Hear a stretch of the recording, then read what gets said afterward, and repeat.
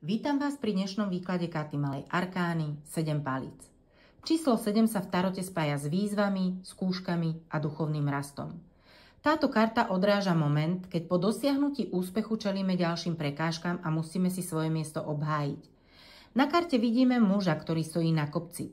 To poukazuje na jeho výhodnú pozíciu, ale zároveň aj na to, že je pod tlakom, keďže na ňo útočí 6 palíc z dola. Tento postoj muža vyjadruje odolnosť, obranu a schopnosť brániť svoje hodnoty či územie.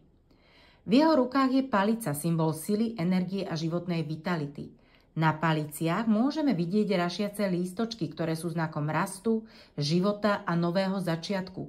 Pripomínajú, že každý boj v sebe nesie aj potenciál posilnenia a ďalšieho rozvoja. 6 palíc namierených proti nemu predstavuje odpor a prekážky, ktoré prichádzajú zvonku. Nie sú to však nepriateľské sily, ktoré by mali hrdinu zničiť, ale skúšky, ktoré preveria jeho odhodlanie a pripravenosť. Význam tejto karty je jasný. 7 palíc hovorí o obrane, pozícii, boji za svoje miesto a potrebe preukázať odvahu. Je to karta, ktorá nás učí, že úspechy si treba nielen vybojovať, ale aj udržať. Ak vás tento výklad zaujal a chceli by ste sa dozvedieť viac o symbolike tarotu, celý rozšírený výklad karty 7 palíc nájdete na mojej stránke, odkaz je dolu v popise pod videom.